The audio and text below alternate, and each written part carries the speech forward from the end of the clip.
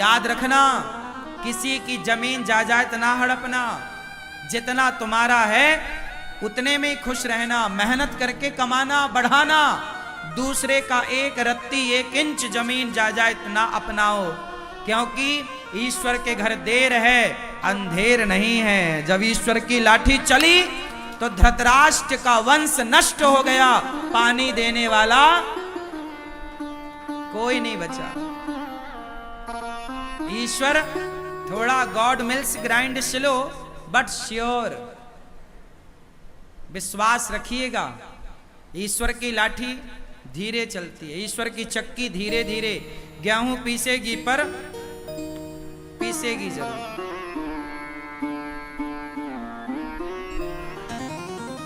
कभी एक चवन्नी आपके खाते में बेवजह किसी की ना आवे, एक रत्ती एक इंच जमीन बेवजह आपके खाते में ना आवे। भैया हमारी मेहनत की रोटी हम नमक रोटी खाएंगे, पर दूसरों का छप्पन भोग हम बेईमानी से ना हड़पेंगे।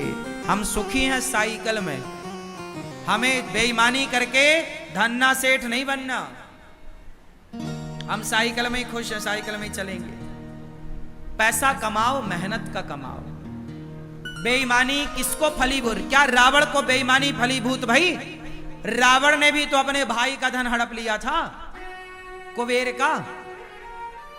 पुष्पक विमान कोई रावण के बाप का थोड़ी था, कुबेर को मिला था। भाई का विमान हड़प लिया, भाई की संपत्ति हड़प ली रावण ने। क्या हुआ? सर्वनाश हुआ। रहा न को कुल रोवनिहारा, 1 लख पूत 1.25 लाख नाती, जिसके घर पर दिया ना बाती। कोई दीपक जलाने वाला अति कभी ना करना बंदे, इति तेरी हो जाएगी। बिन पंखों के पक्षी जैसी गति तेरी हो जाएगी। भैया मेहनत करो रे बाबा, अपनी मेहनत पे भरोसा रखो। जो बनाओ जो कमाओ बलबूते बनाओ। भाई की संपत्ति क्यों हड़पना, पड़ोसियों की संपत्ति बेईमानी से क्यों हड़पना? जो अपना है वो। अच्छा सुनो, किसी की आप लो मत और अपनी एक रत्ती छोड़ो मत। जो आपका है उसे छोड़ना भी नहीं है। ऐसा नहीं कि तुम्हारे घर में कोई कब्जा कर, काहे कर लेगा भैया कब्जा? मारो, केस करो। दुर्योधन ने कब्जा कर लिया पांडवों के घर में, तो बाद में महाभारत हुआ। फिर काहे कब्जा करेगा भैया? तेरे बाप का है। अपना किसी का देखो, किसी का लो मत, किसी का 1 रुपए मत लो और अपना 1 रुपए मत छोड़ो। बात समझ में आई? रिश्ता भाई भाई का और हिसाब पाई पाई का। रिश्ता भाई भाई का और हिसाब पाई पाई का। रिश्ते की जगह रिश्ते को रखो और हिसाब की जगह हिसाब में रिश्ता ना आवे और रिश्ते में हिसाब ना आवे। ये महाभारत की कथा तुम्हारे लिए सिखा रही है, लेकिन तुम तो बस द्रौपदी को लिए बैठे हो। उसकी गलती है, उसकी गलती है। मिलेगी द्रौपदी ना, बात करेगी ठिकाने से।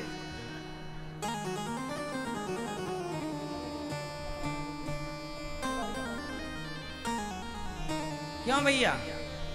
चश्मा वाले भैया सही है? किसकी गलती है? धृतराष्ट्र की है। बंटवारा क्यों नहीं किया? और सुनो, जितने बूढ़े यहां बैठे हैं, आप लोगों के लिए मतलब की बात बोल दूं। आप लोग जल्दी से अपने बच्चों का बंटवारा कर दो। यदि आप बंटवारा नहीं कर पाए और आप यदि तय हो गए, तो आपके बच्चे आपस में लड़के मर जाएंगे। आज भारत में जितना भी भाई भाइयों का झगड़ा है, वो केवल बाप की गलती के कारण है। मर गया, बंटवारा किया ही नहीं है। बच्चे बोल रहे हैं ये मैं लूंगा, ये मैं लूंगा। इसलिए मरने के पहले बिल्कुल बंटवारा कर दो। बाद में लिख दो, ये वाला खेत तेरा, ये दुकान तेरी, ये घर तेरा। हाँ, लेकिन मेरे मरने के बाद तुम सब अपना अपना लेना। पर जीते जी साथ में रह सकते हो तो रहो, लेकिन कर दो। क्योंकि बंटवारा प्रकृति का, राम लक्ष्मण का बंटवारा हुआ। बंटवारा अटल सत्य है, करना ही पड़ेगा। यह प्रकृति का नियम है। आज नहीं कल, कल नहीं, जीते जी भाई दोनों भाई लड़कर के अलग हों, उससे अच्छा प्यार मोहब्बत से अलग हों, ताकि वो अलग होकर भी एक रह सकें। ऐसा भी बंटवारा क्या कि वो एक होकर के भी वो एक ना हो पाए। आज भाई भाई का दुश्मन बना है, देख लेना संसार में। भाई भाई के घर नहीं जाता, शादी हो रही है बड़े भैया की बेटी की, छोटा भाई नहीं जा रहा है, बड़े भाई ने बुलाया ही नहीं। छोटे भाई के बेटे का ब्याह है, बड़ा भैया नहीं जा, सारा संसार आ रहा है, सारे रसगुल्ले खा रहे हैं, पर सगा भाई नहीं आ रहा है। क्यों? क्या मुद्दा था? बंटवारा मुद्दा था। और क्या ये आग किसने लगाई? वो बाप जो मर गया, बंटवारा किया ही नहीं। धृतराष्ट्र ना बनना तुम लोग, सही बोल रहा हूं, कान खोल के सुनना। धृतराष्ट्र बनोगे, तुम्हारा आपस में परिवार लड़के मर जाएगा, और तुम्हारा परिवार आपस में लड़के मरा तो जिम्मेदार तुम हो। परिवार में यदि फूट पड़ती है तो जिम्मेदार बूढ़े होते हैं। तुम कहां थे जब तुम्हारे बच्चे आपस में लड़ रहे थे? तुम कहां थे जब तुम्हारे बच्चों में आपस में वो द्वेष पैदा हो रहा था, घृणा पैदा हो रही थी, नफरत? तुम क्यों नहीं आग बुझाए? यदि आग लग जाएगी घर में तो तुम जल्दी जाके बुझाते नहीं हो क्या? पानी डालते हो, कैसे भी करके बुझाते हो। ऐसा थोड़ी कि आग लगी तुम तमाशा, हाँ हाँ लगी आग जलने, ऐसा थोड़ी होता है। कहीं आग लगेगी आप तुरंत जाओगे बुझाओगे। ऐसे जब भाई भाई के बीच में आग लगी, क्यों नहीं बुझाया? क्यों नहीं बुझाई? क्यों धधकने दी आग? और आज रोते हो कि भाई भाई लड़ रहे हैं।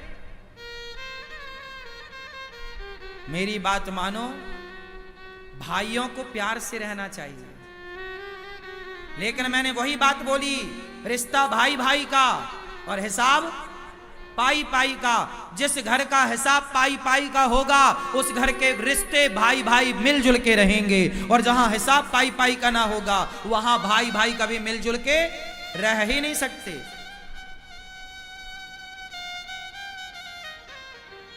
क्यों मैया, सही है कि गलत है? सास क्या करती है? बड़ी बहू को थोड़ा ज्यादा सोना दे देती है, छोटे बहू को थोड़ा कम सोना देती है। बाप क्या करता है? बड़े बेटे को थोड़ा ज्यादा जमीन जायदाद दे दिया, थोड़े कम। काहे भैया? तो औलाद तो तुम्हारी है, तुमने ही तो पैदा किया था। जब औलाद तुम्हारी पैदा तुमने किया, तो बंटवारे में फिर पक्षपात क्यों? बराबर क्यों नहीं? जो माँ बाप अपनी औलाद के साथ विश्वासघात करते हैं, जो माँ बाप अपने बच्चों के बंटवारे में गलत डिसीजन देते हैं, गलत तरीके से बंटवारा करते हैं, वो माँ बाप मरकर सीधा नरक जाते हैं, उनका रिजर्वेशन वहां कंफर्म है। तुम औलाद देखो, गलतियां केवल बच्चों की नहीं होती कि बच्चे ही सेवा, हाँ बच्चे सेवा करें माँ बाप की, बच्चे पलकों पे रखें माँ बाप को, ये बच्चों का धर्म है। लेकिन माँ बाप का भी तो कुछ धर्म होता होगा। माँ बाप का धर्म यह है कि तुम बच्चों के साथ कोई पक्षपात ना करो, कोई पक्षपात नहीं। बंटवारा है तो दो। पहले के राजा लोग भी ऐसे ही करते थे, अपने राज्य के दो टुकड़े करते थे, एक हिस्सा एक बेटे को, दूसरा हिस्सा दूसरे बेटे को। राजा, अब देखो राम जी ने, पिता चले गए ना, तो राम जी ने बंटवारा किया। भाई बाप मर जाएगा तो बड़े भाई पिता की तरह होता है। यदि बाप किसी का मर जाए तो बड़ा भाई बंटवारा करे, 1 रुपया ज्यादा ना रखे भाई का। बड़ा भाई बाप बन के बंटवारा राम जी ने किया। मथुरा का राजा शत्रुघ्न जी को बनाया, लखनऊ के राजा लक्ष्मण जी को बनाया। लखनऊ क्या है? लक्ष्मणपुर है। लखनऊ लक्ष्मणपुर, लक्ष्मण जी को लखनऊ का राजा बनाया। अयोध्या के राजा राम बने, भरत जी को भी राजा बनाया। वो गए नहीं, रहे साथ में, लेकिन सत्ता तो राम ने दे दी। भाई अपना धर्म यही है, यही धर्म है। हिसाब पाई पाई का और रिश्ता भाई भाई का। पांडवों का सही सही बंटवारा होता तो ये महाभारत की स्थिति। क्यों जी, बात सही है? तो आप लोगों ने बंटवारा कर दिया कि नहीं? कि अभी भी सब चाबियां आपके पास हैं? कुछ चाबियां दे दो बच्चों को, बेचारे वो भी कमाए खाएं।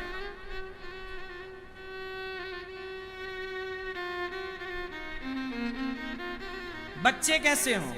माँ बाप तो ऐसे हों कि परफेक्ट बंटवारा करें, पर बच्चे ऐसे हों कि बच्चे इतना सेल्फ डिपेंड बन जाएं, इतनी मेहनत करने वाले हों, इतने अच्छे हों कि उन्हें बाप की संपत्ति लेने की जरूरत ही ना पड़े, वो बाप से ज्यादा कमा करके दिखाएं, लड़ने की जरूरत ना पड़े। ऐसा बेटा हो। आपको बाप के टुकड़ों पे क्यों पलना है? आप मेहनत करके कमाओ। आप अपने बाप से भी ज्यादा कमा सकते हैं, आप में काबिलियत है तो, और नहीं है तो बाप जितना देगा वो भी तुम बेच के नाश कर दोगे। तो महाभारत का मूल कारण क्या है? बंटवारा ना होना। दूसरा कारण, महाभारत क्यों हुआ? भीष्म पितामह सबसे बलवान थे। जब द्रौपदी की साड़ी खिंच रही थी, जब पांडवों के साथ अधर्म हो रहा था, द्रौपदी के साथ अधर्म हो रहा था, जुआ में छल हो रहा था, तब पितामह भीष्म चुप क्यों थे?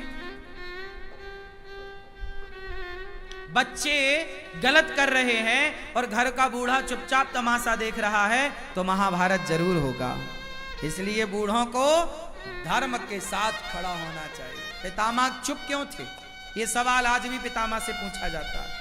पितामह, जब द्रौपदी की साड़ी खिंच रही थी, आप चुप क्यों थे? क्यों नहीं दो थप्पड़ जमाया, तलवार निकाल के काट देते? एक दुशासन को काट देते तो 99 कटने से बच जाते।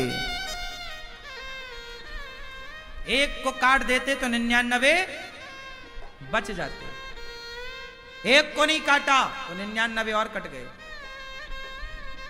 इसलिए क्या पितामह का धर्म नहीं था कि दुशासन का हाथ पकड़ के 4 थप्पड़ जमाते गाल में? क्यों रे मूर्ख, भाभी के कपड़े उतारेगा? बोलो, क्या पितामह बलवान नहीं थे? अरे पितामह को इच्छा मृत्यु का वरदान था। पितामह सबसे दिग्गज बलवान थे। अपने गुरु परशुराम जी को युद्ध में संतुष्ट किया। क्या लगता चूड़ फूक मारते ना दुशासन उड़ जाता? पितामह के सामने क्या बल था दुशासन का?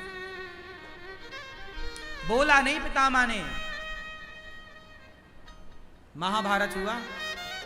जहां बोलने की जरूरत है ना, बोला करो, और जहां चुप रहने की जरूरत है वहां चुप रहा करो। गलती करी तो बाणों की सैया मिल गई। हाँ, तुम भले पितामह हो, पर कर्म दंड भोगना पड़ेगा। चलो बाणों की सैया लो, ये दंड था। चुप रहने का तमाशा है, और चुप रह लो। इसलिए चुप रहने की जरूरत नहीं है, बोलने की जरूरत है। कब तक चुप रहोगे? भारत का हिंदू चुपचाप बैठा है, इसलिए भारत के गांव के गांव आज हिंदुओं के कन्वर्ट हो गए, और कोई मुस्लिम धर्म अपना रहा है, कोई क्रिश्चियन बनता जा रहा है। पूरा भारत परिवर्तन धर्म परिवर्तन की आग में झुलस रहा है, और सारा हिंदू समाज चुपचाप भीष्म पितामह की तरह तमाशा देखने बैठा है। क्या आज भारत में धर्म परिवर्तन नहीं हो रहा है? बोलो जोर से। हो रहा है, पर तुम बैठे तो हो पितामह की तरह। कौन बोल रहा है? तुम्हारे बगल का भाई जो हिंदू था, रामलाल था, अब वो क्रिश्चियन हो गया है। क्या कर रहे थे आप? तब भी द्रौपदी की साड़ी उतर रही थी, और आज भी सनातन की साड़ी उतर रही है। तब भी पितामह चुप थे, आज भी सनातनी चुप है। कब बोलेगा भाई? कब बोलेगा? कहां बोलेगा? क्यों नहीं बोलेगा? आज भारत में करोड़ों, 1 लाख 2 लाख नहीं बोल रहा मैं, करोड़ों हिंदू क्रिश्चियन बन गए। ये बात सही है कि गलत है? गांव की गांव धर्म परिवर्तन हो गए। क्रिश्चियन जहां मंदिर थे वहां पर चर्च बन गई। गांवों में चर्च, हिंदुओं के गांव में चर्च बन गई। कहां थे आप? पितामह बन के बैठ। क्यों नहीं रोका? क्यों नहीं ये सरकारें बात करती इस बात पर? क्यों नहीं सरकारें एक्शन लेती? क्यों सरकार भी पितामह बन के बैठी है? चुपचाप बैठोगे, महाभारत होगा। इसलिए पाप करना तो पाप है, पर पाप को देखना भी सबसे बड़ा पाप है। पितामह ने द्रौपदी की साड़ी उतरते देखा, ये पाप था। तुम्हारे सामने कोई लड़की के कपड़े उतारे जा रहे हो, उसका अपमान किया जा रहा हो, या तो तुम उसकी रक्षा करो या देखो मत। तुम देख रहे हो मतलब पाप कर रहे हो।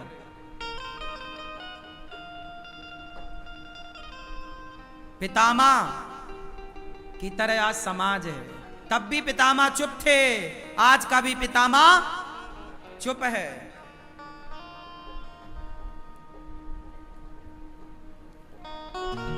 महाभारत क्यों हुआ? पितामह की चुप्पी के कारण। महाभारत क्यों हुआ? तीसरा कारण जानो। महाभारत होने की तीसरी वजह है गांधारी। कौन? जोर से और जोर से। द्रौपदी तो याद है, गांधारी भूल गई?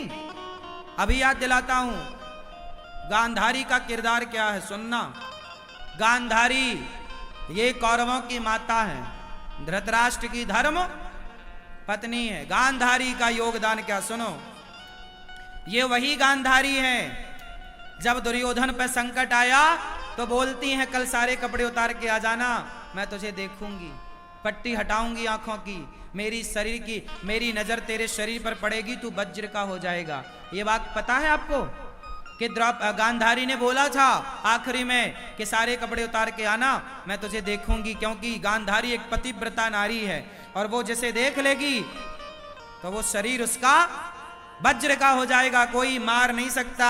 ये एक पतिव्रत नारी का धर्म है, पतिव्रता नारी। वो अपनी सारी शक्ति दुर्योधन में डालना चाहती हैं। गया दुर्योधन, गया, भगवान ने देखा कहां जा रहा है, बोले मां ने बुलाया है। भगवान ने देखा कपड़े सारे उतार रखे थे, नंग धड़ंग जा रहा है, शर्म नहीं आती, कुछ तो लपेट। तो भगवान ने वो पत्तों की टॉवेल बना के लपेटवा दी, जांग वांग ढक गई। गया, गांधारी ने कहा कुछ कपड़े तो नहीं है, बोला कपड़ा नहीं है। खोला तो पूरा शरीर दुर्योधन का वज्र का हो गया, पर जांघों पर नजर नहीं पड़ी चूंकि पत्ते से ढक रखा था। तो गांधारी ने कहा कि ये तूने, मैंने बोला था ना तू सारे कपड़े उतार के आना, ये टॉवेल क्यों लपेट रखा था? अरे बोले कन्हैया, बोले गांधारी बोली कन्हैया नहीं चाहता। श्राप दे दिया कन्हैया को कि जैसे मेरी आंखों के सामने मेरा वंश समाप्त हुआ है कन्हैया, जैसे मेरे बच्चे आपस में लड़कर मर गए, तेरा वंश भी आपस में लड़के मर जाएगा। तो भगवान श्री कृष्ण के 56 करोड़ यदुवंशी जो आपस में लड़के मरे, वो गांधारी माता का श्राप था। अब बात क्या थी, वो मुद्दे की बात सुनो। अब मैं आपसे एक सवाल करूं, गांधारी माता ने आंखों की पट्टी हटाई किसके लिए? बोलो, दुर्योधन के लिए। अच्छा, अब गांधारी माता कहीं मिले तो सवाल करना। माता गांधारी सुनो, सवाल आपसे है कि जब आपने दुर्योधन पर संकट आया तो आंखों की पट्टी उतारी, जब द्रौपदी पर संकट आया था तब आपने आंखों की पट्टी क्यों नहीं उतारी थी? तब आंखों की पट्टी उतार कर दौड़ करके तुमने द्रौपदी की लाज बचाई होती, एक नारी होकर नारी की आबरू बचाई होती, तो आज तुम्हारे आंखों के सामने तुम्हारा वंश का नाश ना होता। कहां थी गांधारी जब द्रौपदी की लाज लुट रही थी? क्यों नहीं डांटा? और क्या गांधारी को पता नहीं था कि दुर्योधन ने द्रौपदी के कपड़े उतरवाए हैं? उस नालायक को ये अमर बनाना चाहती हैं अपने तपोबल से। उस नालायक को आज एक द्रौपदी की साड़ी उतरवाई है। यदि ये नालायक अमर हो गया दुर्योधन, तो ना जाने कितनों की साड़ियां उतरवाएगा। जब ये सगी भाभी को नहीं छोड़ रहा है तो समाज में किस बहन बेटी को छोड़ता है? ऐसों के लिए तुम पट्टी हटा रही हो, ऐसों के लिए तुम भगवान कृष्ण को श्राप दे रही हो। वाह गांधारी माता, अच्छा न्याय कर लेती हो। जैसा तुम्हारा पति न्याय करता है, जैसा तुम्हारा बेटा न्याय करता, ये माँ बेटे कोई बहुत अंतर नहीं है ना। में ये बहुत अच्छा न्याय कर रही हैं। देखो बचा कैसे रही हैं गलत को। क्या द्रौपदी को नहीं बचाना चाहिए था? बोलो मेरी माँ, बोलो। तुम्हारा बेटा बिगड़ेगा ना तो सवाल तुमसे पूछा जाएगा। तुम मां हो ना, क्या संस्कार दिया तुमने? कैसी मां हो? पैदा करके छोड़ दिया? ऐसे पैदा करके तो सुअर भी छोड़ देता है। तुम मां हो ना, तो माता का धर्म काहे नहीं निभाया? क्या गांधारी का बेटा नालायक निकल गया दुर्योधन, तो क्या गांधारी मां की जिम्मेदारी नहीं है? क्या इसका सवाल गांधारी से नहीं पूछा जाएगा कि कैसे संस्कार दिए तुमने कि तुम्हारा बेटा भरी सभा में किसी के कपड़े उतार रहा है? क्या ये सवाल गांधारी से नहीं पूछा जाएगा? लेकिन आप लोग गांधारी से सवाल ना पूछकर द्रौपदी को गलत ठहराने में लगे हुए। आज तक 5,500 साल बाद भी आप द्रौपदी को ही गलत कह रहे हैं। आप गांधारी से सवाल नहीं करते, आप धृतराष्ट्र से सवाल नहीं करते, आप पितामह भीष्म से सवाल नहीं करते? आप दानवीर कर्ण से सवाल क्यों नहीं करते? कर्ण, भरी सभा में कर्ण बैठे थे। कर्ण तो धर्मज्ञ हैं, दानी हैं, समझदार हैं। दुर्योधन तो चलो नालायक है, पर कर्ण तो अच्छे हैं। क्या कर्ण को नहीं बोलना चाहिए, मित्र मैं तेरा दोस्त हूं यार, पर तू ये जो कर रहा है ना, भरी सभा में कपड़े उतार रही, गलत है। आपका दोस्त कौन होता है? दोस्त का मतलब ये नहीं कि मेरा दोस्त गलत करे तो मैं भी उसका साथ दूं। अरे दोस्त का मतलब ये है कि यदि मैं गलत करूं तो मेरा दोस्त मुझे रोके, भाई ये गलत है। क्यों? दोस्त का मतलब क्या है? कि गलत में साथ दे वो दोस्त, या गलत करने से रोके वो दोस्त? बोलो।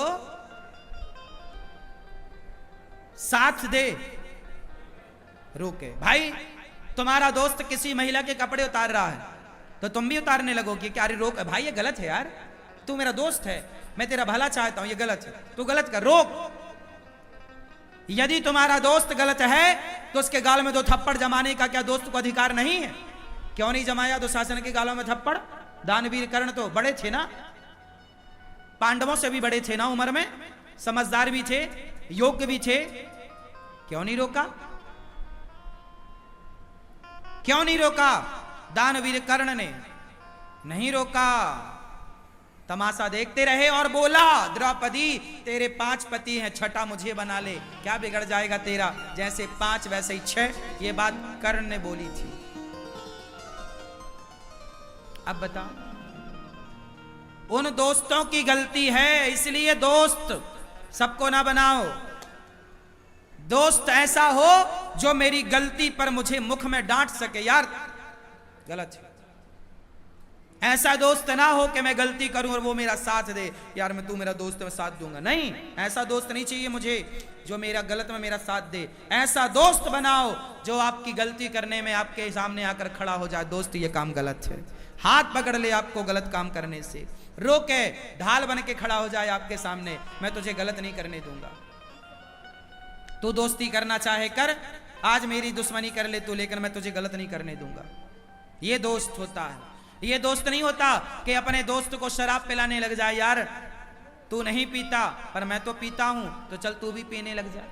आजकल यही चल रहा है कि आप शराब नहीं पीते तो आपके दोस्त चाहते हैं कि आप भी पीने लग जाओ। ये दोस्त नहीं है, तुम्हारे दुश्मन है, जो खुद तो बिगड़े हैं, खुद तो गलत हैं, आपको भी गलत बनाना चाह रहे हैं। ये काय का दोस्त है? घटिया क्वालिटी का। ये दोस्त नहीं है। ऐसों के संग तो खड़े भी मत हो, दोस्ती तो छोड़ो। दोस्त तो कैसा हो? योग्य,